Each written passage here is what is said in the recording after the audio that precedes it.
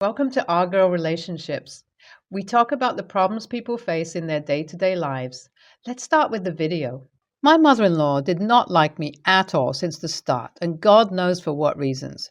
My husband was the only son of his parents and had never moved out of their house. He had been in relationships before me, but had never moved in with any of the girlfriends. When we started dating, I noticed that he never even talked about moving in together. When I suggested one day to move in together, he asked me if it was okay for me to move into his parents' house, as there was no other option. I asked him why we could not rent a place and move in together, to which he replied that he did not want to leave his parents all alone. I did not talk about moving in after that, as I was scared to stay under his parents' supervision. My parents are very friendly and open-minded people, whilst his family seemed a bit old school, so I was never ready to move into his parents' house.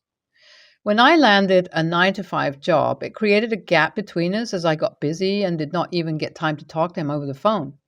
We would only see each other on weekends, and it was, of course, not enough. We both felt like we were drifting apart, but as we had an amazing understanding, we wanted to keep our relationship intact. And once again, there was only one way, and it was to move in with his parents. I told him that I was ready to move in, and of course, he was glad to know that. He got the upper story cleaned as we were moving in there, and then I shifted within a week. My mother-in-law was very sweet at the start, but it started changing in a week only. I came back from the office one day and my mother-in-law asked if I could prepare dinner for everyone as she was not feeling well. I said yes in courtesy and prepared dinner even when I was hell tired and needed to rest. That did not end there. My father-in-law told me that the food I prepared was tasty and I should cook often.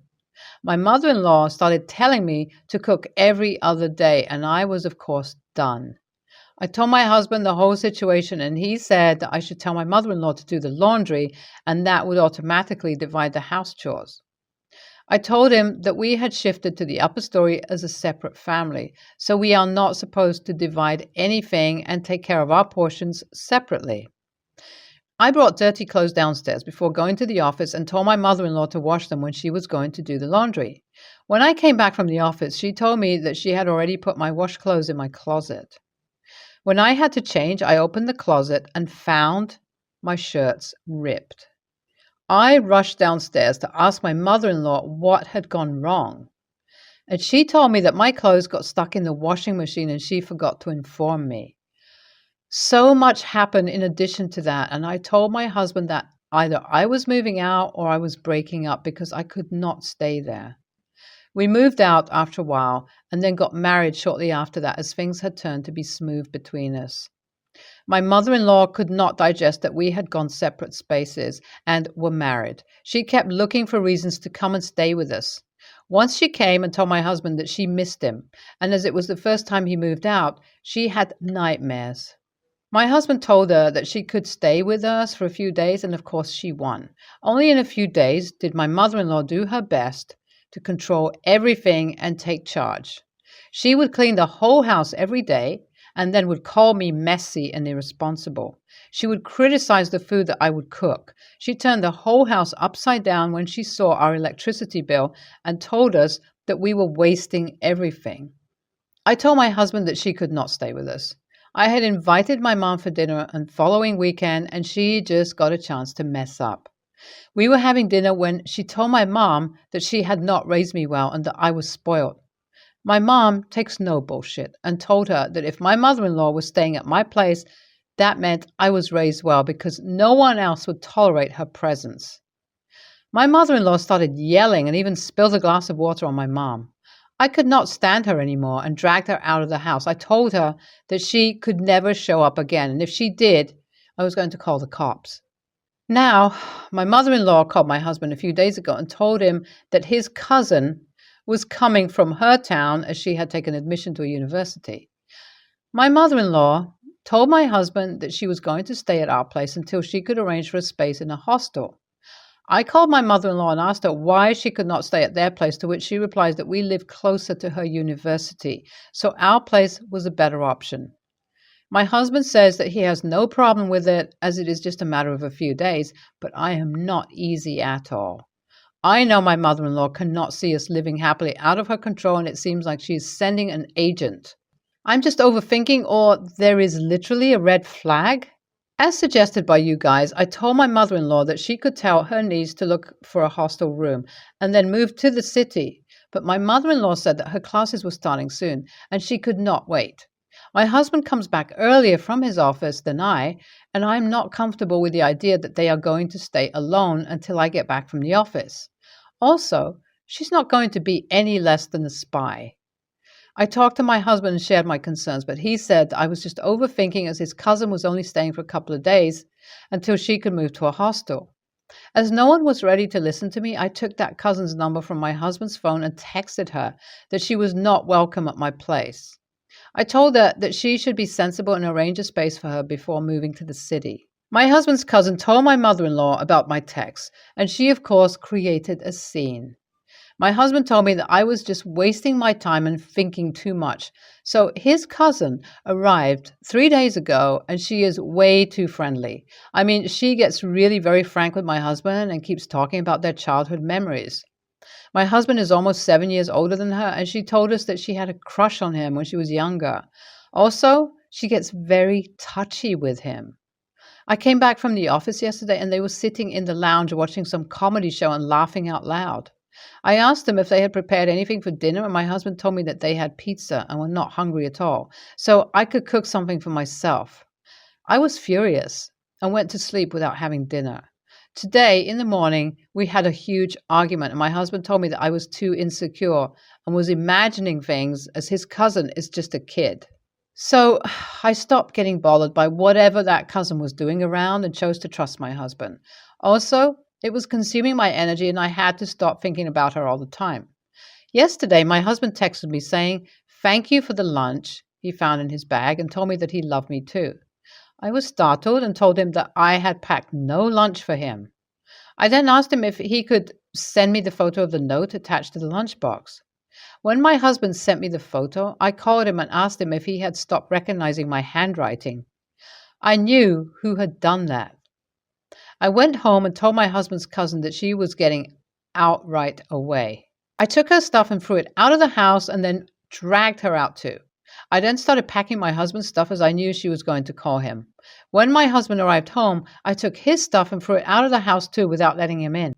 I told him that they could live happily ever after at my in-laws' place. They left at that time, but my husband has been calling me since yesterday. My husband kept texting me and telling me that he had no idea what was going on. He then came home and stayed at the door until I opened it for him. He told me that I was blaming him for nothing as he had no idea what his cousin thought of him. I was angry and asked him if he was a kid or blind, as she was giving clear signs that she was interested. My husband apologized and told me that he was never going to let her allow in our house as my mother-in-law still wanted to send her back. My mother-in-law called me and told me that I had embarrassed her in front of her sister by kicking her niece out like that. She also said that I was accusing her niece of something that she could not even think about. I told her that she could say whatever she wanted to, but her niece was never coming back and she could do whatever she had to do. NTA, OP's concerns were valid and she was not at all imagining things. OP's husband should have supported her, as it literally seemed like OP's mother-in-law was sending an agent as she could no more control their lives. OP had to take a stand and ban her husband's cousin even before she arrived. OP's mother-in-law and her niece were the a-holes and God knows what their agenda was. The husband's cousin was clearly interested in him and was trying hard to get space while mother-in-law seemed to be at her back. I cannot believe both of them were that senseless and even tried to play such a sick game. When I, 28 female, was 18, I had to give birth to my daughter Farah. No choice for me.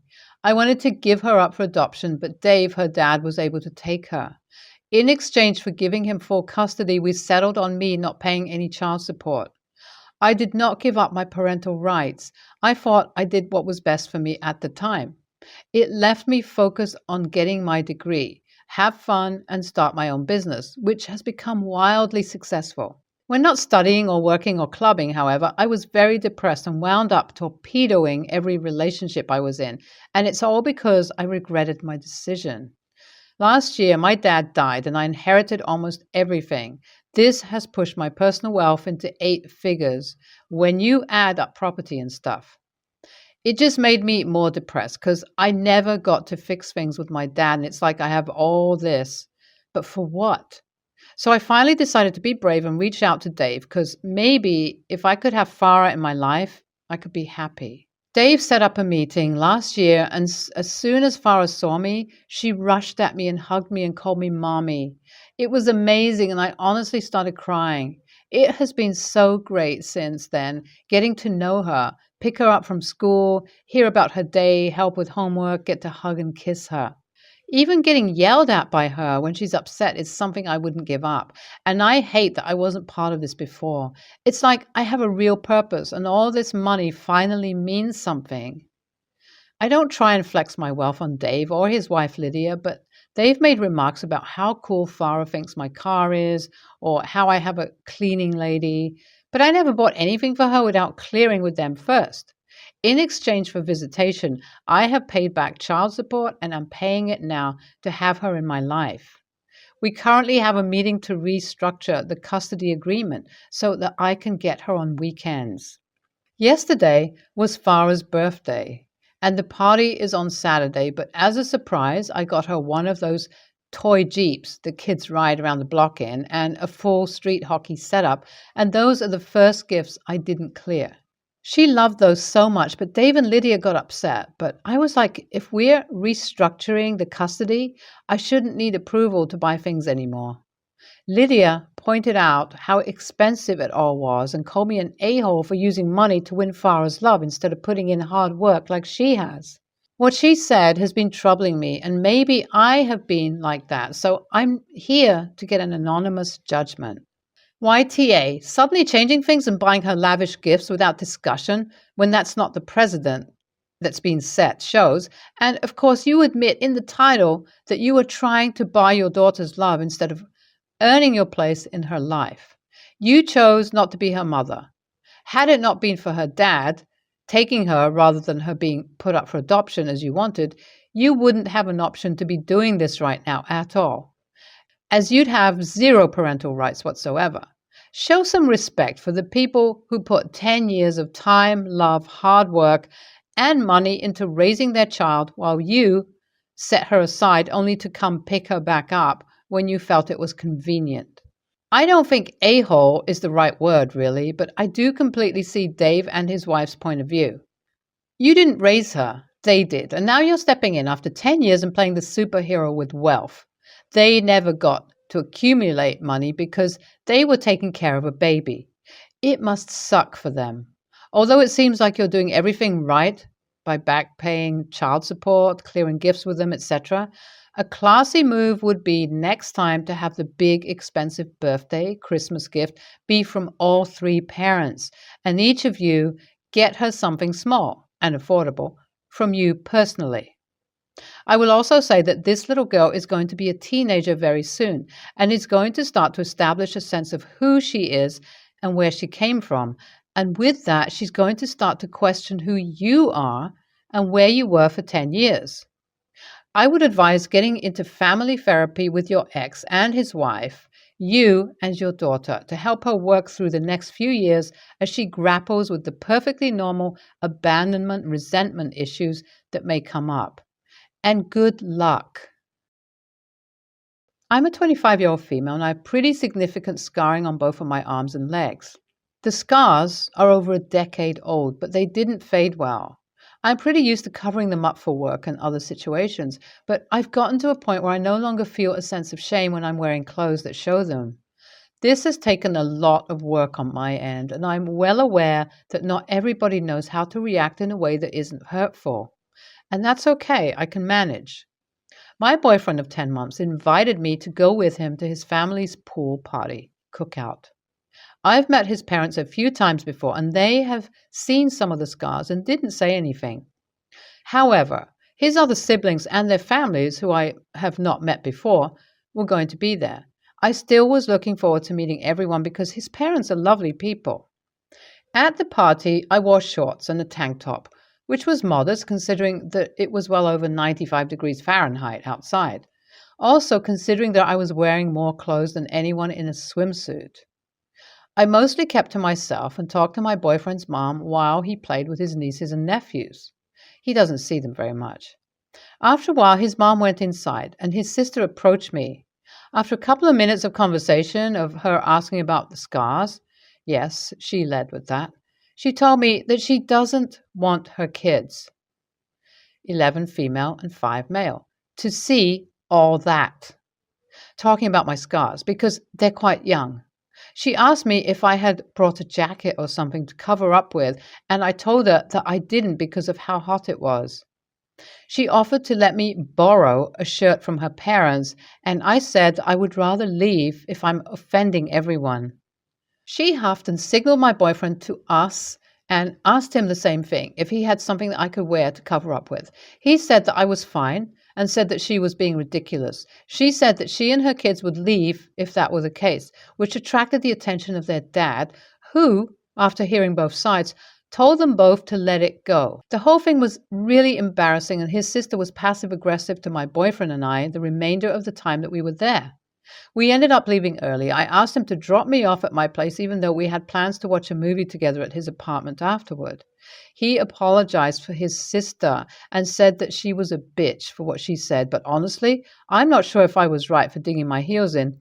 But it was very hot outside and I was already feeling overheated, so I would have been miserable had I put on a jacket or another shirt. But this was the first time that I was meeting a lot of people there. AITA? NTA. If her kids asked about your scars, she could have said, lots of people get scars, but it's not polite to talk about others' bodies.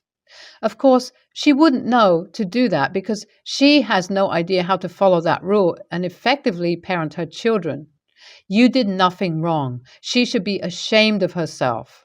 NTA, you deserve basic respect, and your scars will not harm children.